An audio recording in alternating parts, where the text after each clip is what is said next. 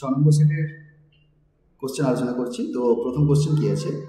তো প্রথম কোশ্চেন আছে, দেখো, গ্রহের গতি সংক্রান্ত কেপলারের সূত্রাবলী বিবৃত করো। ওকে, গ্রহের গতি সংক্রান্ত কেপলারের সূত্রাবলী বিবৃত করো।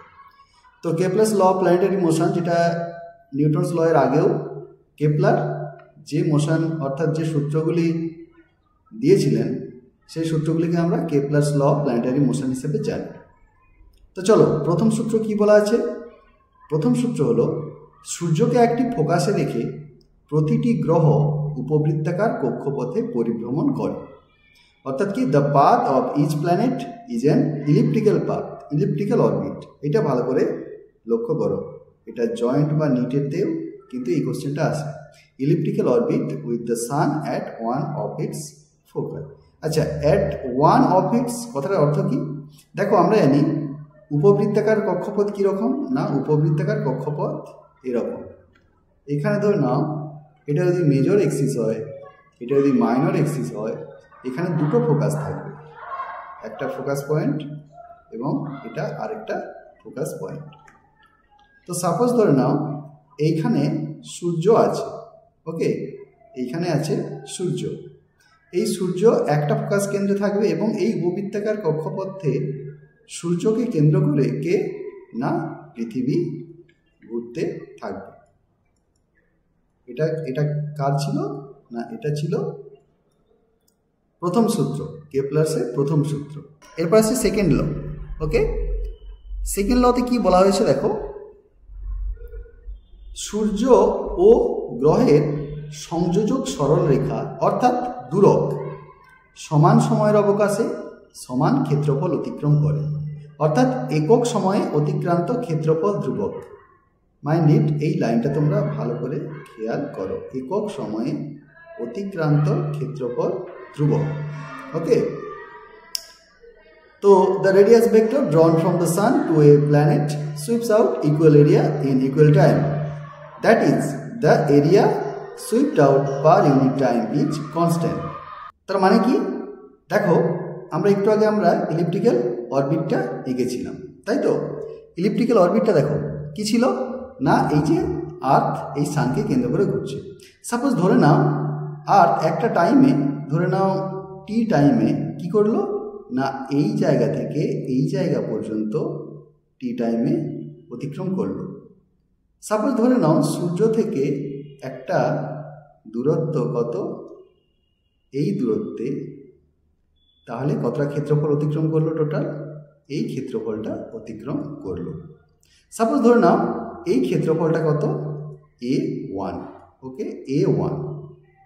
এবার বলেছে ওই পৃথিবী দেখা গেল এই জায়গা থেকে এই জায়গা পর্যন্ত আসতেও এই সমান টি সময় নিল, এবং এক্ষেত্রেও এই দেখো সূর্য থেকে কি না এই ক্ষেত্রফলে অতিক্রম করলো টি সময়। সাপোজ ধরে নিলাম A2 ক্ষেত্রফল। এই দ্বিতীয় সূত্র অনুযায়ী বলা হয়েছে যে দেখো একক সময় অতিক্রান্ত ক্ষেত্রফল ধ্রুবক, অর্থাৎ সমান সময়ের অবকাশে, সমান কত, সমান সময় এখানে নেওয়া হয়েছে টি সময়, সমান ক্ষেত্রফল অতিক্রম করবে। অর্থাৎ এই যে দুটো ক্ষেত্রফল A2 এবং A1 এটা কিন্তু সমান হবে, অর্থাৎ A1 ইকুয়ালস টু A2। এটাই হচ্ছে Kepler's second law, equal area law. এরপর আসছি থার্ড ল।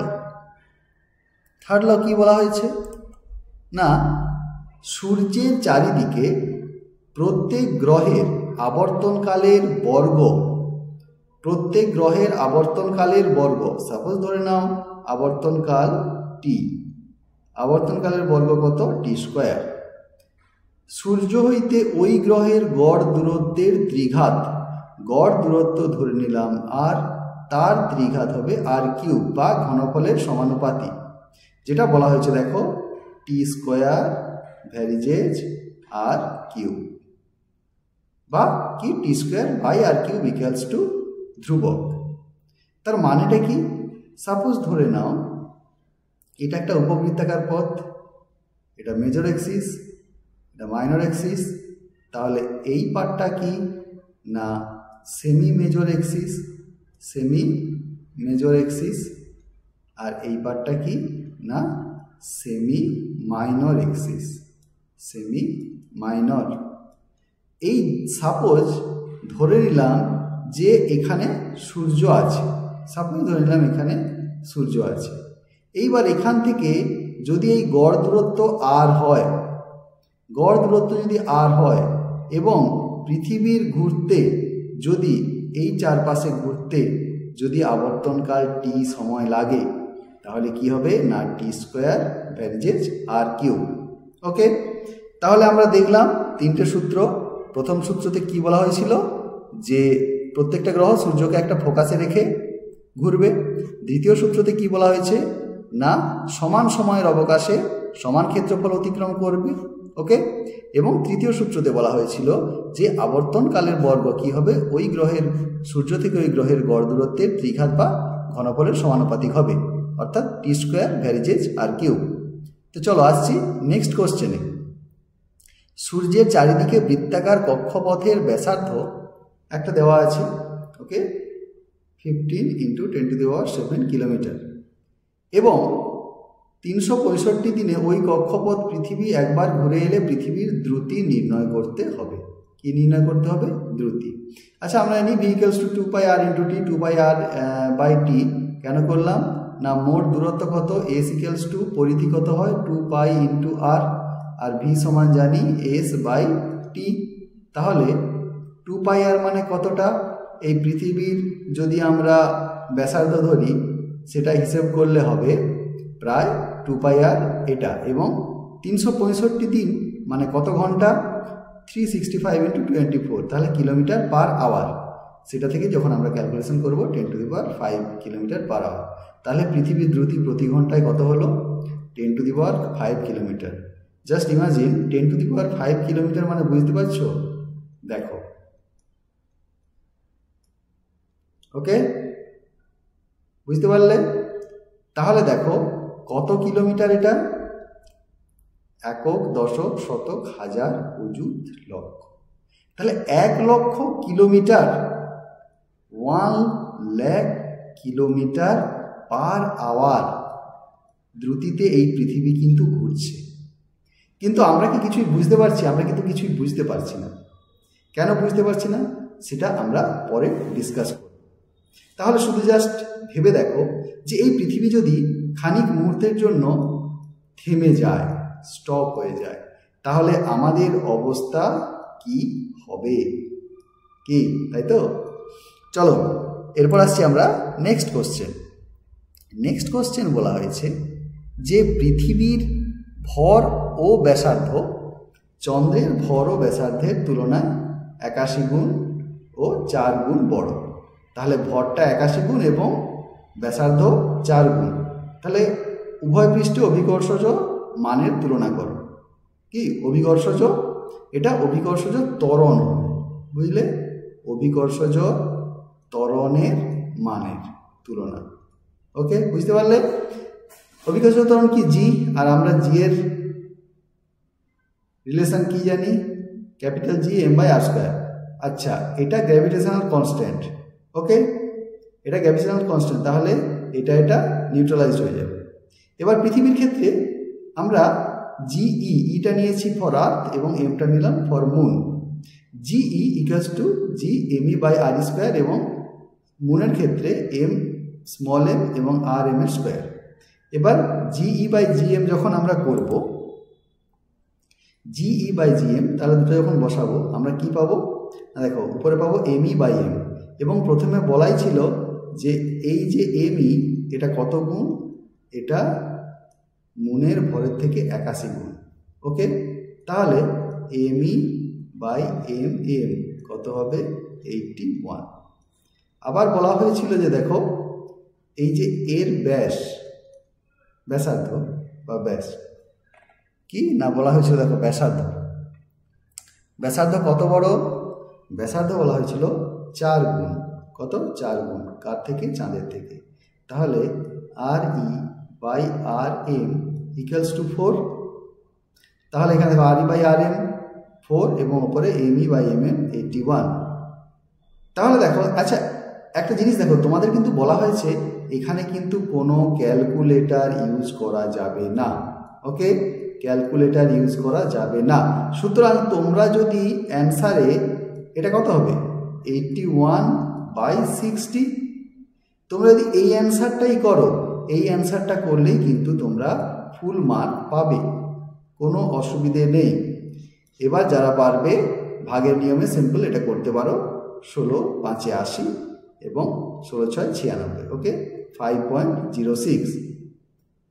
তাহলে এটা তোমরা যদি অ্যান্সারটা এরকম করো, GE equals to 81/16 into GM, এটা করলেও কারেক্ট। ওকে, এবং দেখো এই যে নোটসগুলো, এটার PDF যদি তোমরা নিতে চাও, ডেসক্রিপশন বক্সে লিঙ্ক দেওয়া থাকবে, তোমরা PDF কোর্সটা নিতে পারো। চলো এরপর আসছি একটা খুব ইম্পর্ট্যান্ট প্রবলেম। দেখো, পৃথিবীর চতুর্দিকে 3.8 × 10⁵ কিলোমিটার ব্যাসার্ধের এক বৃত্তপথে চাঁদ একবার পরিভ্রমণ করতে 27 দিন সময় নেয়। সূর্যের চারিদিকে এই ব্যাসার্ধের অপর এক বৃত্তপথে পৃথিবী পরিভ্রমণ করতে 365 দিন সময় নেয়। তাহলে এখান থেকে সূর্য ও পৃথিবীর ভর দ্বয়ের অনুপাত নির্ণয় করতে হবে। জেনারেলি আমরা নিলাম সূর্যের ভর আমরা ms নিয়েছি, পৃথিবীর ভর me নিয়েছি, সূর্য থেকে পৃথিবীর দূরত্ব r1, t1 হচ্ছে পৃথিবীর ভ্রমণকাল। তাহলে কেপলারের সূত্র অনুযায়ী কি, এটা কোন সূত্র ভালো করে মনে করো, এটা থার্ড ল, একটু আগেই আমরা আলোচনা করেছি। তৃতীয় সূত্র কি ছিল, t² ভ্যারিজেজ আর কিউব, এটা আমরা প্রমাণও করেছি। ওকে, তাহলে সেই অনুযায়ী কি না, t1² equals to 4π² / gms × r1³ একইভাবে যদি আমরা পৃথিবী থেকে চাঁদের দূরত্ব r2 ধরি এবং চাঁদের প্রদক্ষিণকাল t2 ধরি, সেখানেও আমরা কি পাবো, এই ইকুয়েশনটা পাবো। প্রথমে এটা পেলাম পৃথিবীর ক্ষেত্রে, এটা চাঁদের ক্ষেত্রে পেলাম। তাহলে এবার আমরা কি লিখবো, দেখো t1² / t2²। দেখো এই t1² / t2² করলে এই পার্টটা কি হচ্ছে 4π² g, এই পোর্শনটা কি হচ্ছে নিউট্রালাইজড হয়ে যাচ্ছে। তাহলে কি থাকবে, দেখো t1² / t2, তাহলে কি হবে r1³ / r2³ ইন্টু me/ms, এই দেখো me/ms r1³ / r2³। এবার দুটোর ভরের মধ্যে আমাকে অনুপাত বের করতে হবে। তাহলে ms এদিকে যদি নিয়ে চলে আসি, ms/me ইন্টু কী হবে t2/t1² r1/r2²। এবার দেখো এটা তো বলাই আছে, কি বলা আছে, এই t2 কত, t2 চাঁদের প্রদক্ষিণকাল 27 দিন এবং t1টা পৃথিবীর প্রদক্ষিণকাল 365 দিন। আবার r1 কি না, সূর্য থেকে পৃথিবীর দূরত্ব, এবং r2 হচ্ছে, সরি এটা পৃথিবী থেকে চাঁদের দূরত্ব, এবং r2 হচ্ছে এটা সূর্য থেকে পৃথিবীর দূরত্ব। এবার একটা জিনিস শোনো, যেহেতু ক্যালকুলেটর ইউজ নেই, তোমাদের আগেও বলেছি, তো সুতরাং তোমরা এইখানে যদি এই অ্যান্সারটাও রাখো, কোনো অসুবিধে নেই, ফুল মার্ক তোমরা পেয়ে যাবে। ওকে, তাহলে রাইট অ্যান্সার কী হবে, ms/me, অর্থাৎ দুটোর অনুপাত 3.37 × 10⁵। ওকে, জাস্ট ইমাজিন যে সূর্যের ভর পৃথিবীর ভরের থেকে কত গুণ বড়, তাই তো, প্রায় 3,37,000 গুণ বড়। তাহলে চলো এরপর আসছি আমরা নেক্সট কোশ্চেন। সূর্য থেকে, এটা একটা খুব ইম্পর্টেন্ট কোশ্চেন। দেখো এটা খুবই ইম্পর্টেন্ট কোশ্চেন, প্রিভিয়াস ইয়ারে অনেকবার এসেছে এবং এটাও আসার সম্ভাবনা তোমাদের খুব আছে। আচ্ছা চলো, সূর্য থেকে পৃথিবীর দূরত্ব, এটা সাধারণত এটা 2 নম্বরের কোশ্চেন হয়, বুঝলে, সাধারণত এটা 2 নম্বরের কোশ্চেন হয়। সূর্য থেকে পৃথিবীর দূরত্ব হঠাৎ করে বর্তমান দূরত্বের অর্ধেক হয়ে গেলে কত দিনে বছর হবে। আচ্ছা, জেনারেলি সূর্য থেকে পৃথিবীর বর্তমান দূরত্ব r এবং বর্তমান প্রদক্ষিণকাল t। তো কেপলারের সূত্র অনুযায়ী যেটা আমরা একটু আগে অ্যাপ্লাই করেছিলাম, t² = 4π² / gm × r³ বা t = 2π√r³ / gm। এবার যদি অর্ধেক হয়ে যায় তখন পর্যায়কাল কি হবে, আমি সাপোজ ধরে নিলাম T1, পর্যায়কালটা হয়ে গেল। যখন দূরত্ব অর্ধেক হলো তখন পর্যায়কাল এইটা। আর দূরত্ব অর্ধেক হয়ে যাওয়া মানে কি, আর হয়ে যাবে কত, যদি R1 ধরি সেটা কত হয়ে যাবে R/2, যেটা আমরা 2 পাই। দেখো এখানে R³ ছিল, তাহলে এখানে কত হচ্ছে R/2 এর হোল কিউব। ওকে, বাকি পার্টটা কনস্ট্যান্ট আছে, দেখো gm 2 পাই অ্যান্ড gm। ওকে, তাহলে T1 সমান কত, আমরা এইখান থেকে দেখো 1/2 হাফ, এটা করলে 1/8 হবে, সেটা √1/8 হয়ে বেরিয়ে চলে আসবে। বাকি কত রইল দেখো 2 পাই ইন্টু √R³/gm, যেটা কত, যেটা এই দেখো T। তাহলে আমরা T বসালাম, তাহলে T যদি বসাই কত 365 দিন, 365 দিন বাই √8 কত হবে 129 দিন। তাহলে দূরত্ব যদি অর্ধেক হয়ে যায় তাহলে কত দিনে বছর হবে, 129 দিনে বছর হবে। কি, তার মানে প্রায় 4.5 মাসে আমাদের বছর কমপ্লিট হয়ে যাবে। আচ্ছা দেখো, এটা MCQতেও পড়ে অথবা 1 নম্বর অ্যান্সার কোশ্চেনেও এটা কিন্তু পড়ে, কারণ এটা একটা রিনাউন্ড প্রবলেম এবং এই যে অ্যান্সারটা এটা প্রায় মুখস্থ, অর্থাৎ 129 দিন। আমরা জানি এটা আগেও অনেকবার প্রবলেমটা করেছি, 129 দিন। আচ্ছা, তাহলে এর একটা সফট ট্রিক দেখো, হাফ হয়েছে, তাহলে হাফের জন্য কত হলো 2³ পার্ট অফ, হাফ হওয়ার জন্য 1/2³ পার্ট অফ 365 ডেজ। ওকে, তাহলে এটা যদি 1/3 হয় সেক্ষেত্রে কত হবে, 1/3³ পার্ট অফ 365 ডেজ। তো সুতরাং যেহেতু ক্যালকুলেটার ইউজ নেই, তোমরা যদি এটা √ওভার হবে, হাফ হলে 1/√ওভার আর 1/3 হলে 1/√3³ হলে তাহলে কি হবে, যে কোনো, তাহলে এটা যত পার্ট হবে 1/√ওভার দিয়ে সেইটা বসাবে, সেই মানটা ইন্টু 365, এইটা 65 ডে। ওকে, চলো এর পরের কোশ্চেন আসছি। পরের কোশ্চেন হলো, পৃথিবীর কেন্দ্রবিন্দুকে কেন্দ্র করে একটি কৃত্রিম উপগ্রহ প্রদক্ষিণ করছে। তো প্রমাণ করো ওই অবস্থায় উহার মুক্তিবেগ ওর কক্ষীয় গতিবেগের 1.41 গুণ। ওকে, এইটা আমাদের প্রুফ বা প্রমাণ করতে হবে। তো ধরা যাক উপগ্রহের ভর m, আর ব্যাসার্ধের বৃত্তপথে কক্ষপথে প্রদক্ষিণ বেগ কত v। তো এখন কক্ষপথে আবর্তনকাল উপগ্রহটির অভিকেন্দ্র বল এবং ওর ওপর পৃথিবীর অভিকর্ষজ বলের সমান, তাই তো? এর আগে আমরা এটা আলোচনা করেছি। অভিকেন্দ্র বল কত, mv²/r। ওকে, এবং অভিকর্ষজ বল কত, না এটা gmm/r², যেটা আমরা নিউটনের মহাকর্ষ বল থেকে পেয়েছি। তাহলে দেখো এদের যদি সমান করি কি পাচ্ছি, v² = gm/r। আবার ভূকেন্দ্র থেকে r দূরত্বে যদি মুক্তিবেগ, সেই মুক্তিবেগ কত হয় বলো তো? মুক্তিবেগ হয়, দেখো এটা আমরা প্রুভ করেছি, v √2/gr। তাহলে ভি সমান আমরা কি লিখতে পারি, এই দেখো এটা যদি v² এর মান gm/r হয়, তাই তো, এটা gm/r। আর জি এর মান আমরা কত জানি, এইটা দেখো জি এর মান আমরা জানি ক্যাপিটাল gm/r²। যদি ক্যাপিটাল gm/r² আমরা বসাই তাহলে আমরা কি পাবো, v = √2gm/r বা v² = 2gm/r।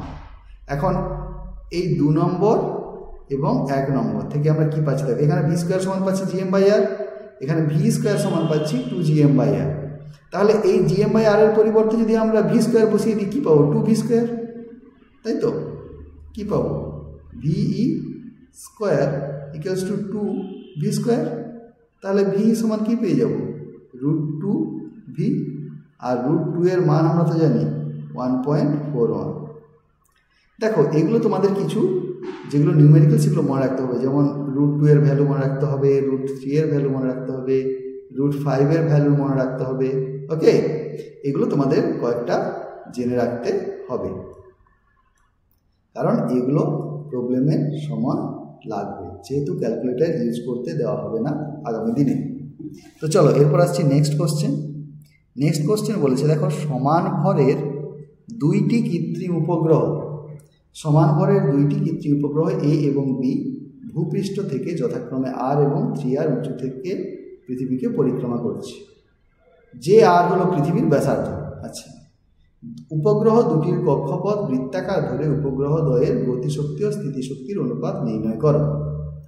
তাহলে এই গ্রহের উচ্চতা আর প্লাস আর, কারণ কি না দেখো এইটা পৃথিবী, এইটা আর, তো এখান থেকে আর দূরত্বে একজন আছে, আর এখান থেকে 3r দূরত্বে একজন আছে। তাহলে এই উপগ্রহটা এবং এই উপগ্রহটা এর টোটাল ডিস্টেন্স কত? 2r। দেখো এই যে 2r পেয়েছি, ওকে। আর বি উপগ্রহটা টোটাল উচ্চতা দেখো 3r প্লাস r, তাহলে কত হচ্ছে মোট? 4r। দেখো এই যে 4r পেয়েছি। তাহলে পৃথিবীর ভর m এবং প্রতিটি উপগ্রহের ভর যদি স্মল m হয়, কারণ সমান ভর বলেছে তাই আমি প্রত্যেকটা উপগ্রহের ভর একই ধরে নিয়েছি, m ধরেছি। তাহলে এই উপগ্রহে আমরা স্থিতিশক্তি কি জানি? gmm/r, হাফ ইন্টু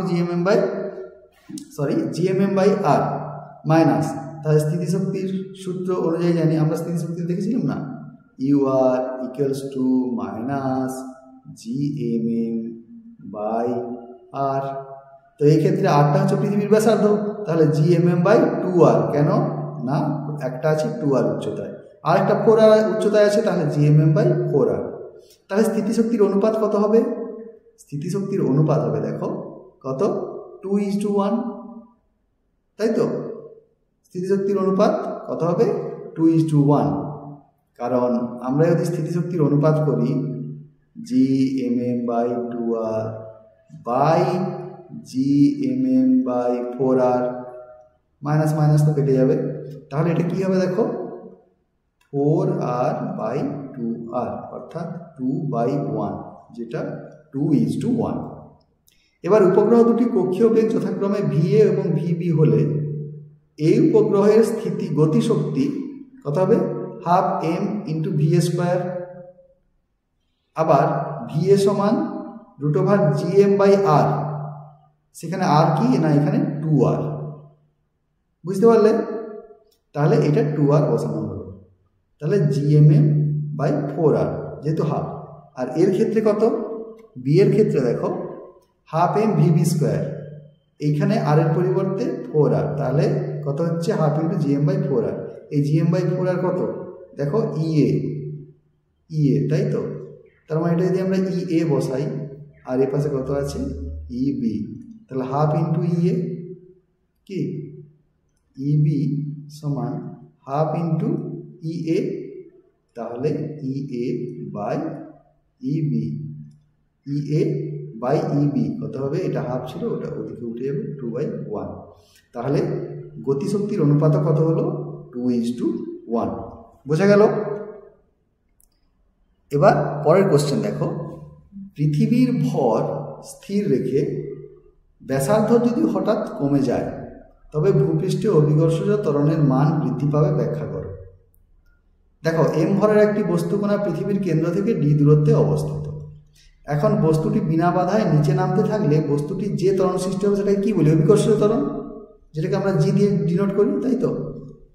এখন পৃথিবীর ভর m এবং আকর্ষণ বল যদি F হয়, তাহলে দেখো আমরা এটা লিখতে পারি। প্রথমে আকর্ষণ বল F যদি হয় gmm/r² এর পরিবর্তে d², আবার g ত্বরণ নিয়ে যদি নিচে নামে তাহলে দ্বিতীয় সূত্র অনুযায়ী, যেটা নিউটনের দ্বিতীয় সূত্র, সেখান থেকে আমরা কি জানতে পারছি না দেখো F = mg হয়, তাই তো? এই F = m এর সূত্র অনুযায়ী, তাই তো? তাহলে এই দুটোকে যদি সমান করা হয় কি হবে দেখো? স্মল m চলে যাবে, তাহলে g সমান কি পাবো আমরা? gm/d²। এই দেখো এইটা পেয়েছি আমরা, gm/d²। এখন বলেছে g আর m কনস্ট্যান্ট, অপরিবর্তিত, কি তাই তো? ভর স্থির আছে এবং g তো স্থির, আমরা জানি ভর স্থির রাখা বলছে। ব্যাসার্ধ যদি ব্যাসার্ধের উপর কীরকম ডিপেন্ড করে, তাহলে জিটা কিসের উপর ডিপেন্ড করবে? g ভ্যারিজেস 1/r², অর্থাৎ বর্গের ব্যস্তানুপাতে। তাহলে ব্যাসার্ধ যদি কমে যায়, এটা যদি কমে যায় তাহলে জি কি হবে? জি তো বেড়ে যাবে, কি এটা যদি কমে যায় তাহলে অভিকর্ষজ ত্বরণ কী হবে না বৃদ্ধি পাবে। আবারও বলেছি যদি তোমরা এটা পিডিএফ চাও পিডিএফ কোর্সটা তোমরা ডিসক্রিপশান বক্সে পেয়ে যাবে, ওকে, যেটা তোমাদের পরেও কাজে লাগবে, কারণ হাতের কাছে একটা পিডিএফ থাকলে তোমাদের পরীক্ষার সময় পড়াশোনা করতে খুবই সুবিধে হবে। এবং এটা তোমরা কিন্তু লাইফ টাইম অ্যাক্সেস করতে পারবে। ওয়ান টাইম তোমরা এই কোর্সটা এনরোল করলে লাইফ টাইম অ্যাক্সেস করতে পারবে। চলো নেক্সট কোশ্চেন। মনে করো মহাকর্ষ সূত্র ব্যস্ত বর্গ বা ইনভার্স স্কয়ার ল যেটা থেকে ব্যস্ত ত্রিঘাতে পরিবর্তিত হলো। এর ফলে সূর্যের চতুর্দিকে পৃথিবীর কৌণিক ভরবেগের কি কোনো পরিবর্তন হবে? দেখো, সূর্যের যে আকর্ষণ বলের জন্য পৃথিবী আবর্তিত হয় তা সর্বদা পৃথিবীর কক্ষপথের কি কেন্দ্রাভিমুখী, যাকে আমরা কেন্দ্রীয় বল বা সেন্ট্রাল ফোর্স বলি। তো বল যতক্ষণ পর্যন্ত কেন্দ্রাভিমুখী থাকে ততক্ষণ পৃথিবীর ওপর কোনো টর্ক ক্রিয়া করে না। ফলে যতক্ষণ টর্ক ক্রিয়া করে না ততক্ষণ পৃথিবীর কৌণিক ভরবেগ অপরিবর্তিত থাকে। তাহলে এখানে যদি আমরা ইনভার্স স্কয়ার ল এর পরিবর্তে ইনভার্স কিউব ল নিই তাতে কি হবে, ভরবেগের কিন্তু কোনো রূপ পরিবর্তন হবে না। বোঝা গেছে? কারণ বল সবসময় কি হয়, বল সবসময় এই কেন্দ্রাভিমুখী ক্রিয়া করে। চলো এরপর আসছি আমরা এই সেটের লাস্ট কোশ্চেন, যে দুটি কৃত্রিম উপগ্রহ ভূপৃষ্ঠ থেকে একই উচ্চতায় থেকে পৃথিবী প্রদক্ষিণ করছে। একটি উপগ্রহের ভর অপরটির দ্বিগুণ হলে ওদের গতিবেগ কি ভিন্ন হবে? ভর অপরটা দ্বিগুণ, একটা উপগ্রহের ভর অপরটা দ্বিগুণ। দেখো, ভূপৃষ্ঠ থেকে কোনো উপগ্রহের কক্ষপথের উচ্চতা যদি h হয় তার প্রদক্ষিণ বেগ আমরা জানি v = gm/, এটা কারণ v = কি হয়, আমরা gm/r জানতাম, এখানে r মানে টোটাল ডিস্টেন্সটা কত না, এটা হচ্ছে r, এবং এখান থেকে যদি h উচ্চতায় থাকে তাহলে টোটাল ডিস্টেন্সটা হয়ে যাচ্ছে r + h, ওকে, টোটাল ডিস্টেন্সটা। তাহলে এক্ষেত্রে gm/r, এটা m হচ্ছে পৃথিবীর ভর, r হচ্ছে পৃথিবীর ব্যাসার্ধ। এই যে উপরের রাশিমালা, এটা থেকে আমরা কি বুঝলাম বলো তো? এই উপরের রাশিমালা থেকে আমরা বুঝলাম যে প্রদক্ষিণ বেগ কৃত্রিম উপগ্রহের ভরের উপর কি নির্ভর করে না? দেখো, নির্ভর কিন্তু করে না। নির্ভর কি করছে? এটা কার উপর নির্ভর করছে? দেখো, কেবলমাত্র পৃথিবীর ভরের উপর নির্ভর করছে। কার ভর? এটা পৃথিবীর ভর। এবং এটা কিসের উপর ডিপেন্ড করছে? এই যে ডিস্টেন্সটা, অর্থাৎ এইচের ওপর ডিপেন্ড করছে, সে কতটা উচ্চতায় আছে তার উপর ডিপেন্ড করছে। ওকে, ঠিক আছে। চলো, তো আশা করি তোমরা আজকের ক্লাসটা বুঝতে পেরেছো। যদি তোমরা বুঝতে পেরে থাকো কমেন্ট বক্সে জানাও, এবং তোমাদের আর কোন কোন প্রবলেমটা এখানে যেটা আমরা করালাম, কোন প্রবলেমটা খুব ভালো লেগেছে সেটা তোমরা কমেন্ট বক্সে জানাতে পারো। এবং তোমাদের আবারও বলছি, এই প্রবলেমগুলো যেগুলো আলোচনা করা হচ্ছে সেগুলো তোমাদের জন্য খুবই ইম্পর্টেন্ট, তোমাদের এই সেকেন্ড সেমিস্টারের জন্য। এবং তোমাদেরকে বলা হয়েছে যে আমাদের কোর্সটা কিন্তু সেম টু সেম, অর্থাৎ তোমাদের 100% কোশ্চেন এনে দেওয়াই সেকেন্ড সেমিস্টারে আমার লক্ষ্য। তো চলো ফিরছি পরবর্তী ক্লাস নিয়ে। সবাই সুস্থ থেকো, ভালো থেকো।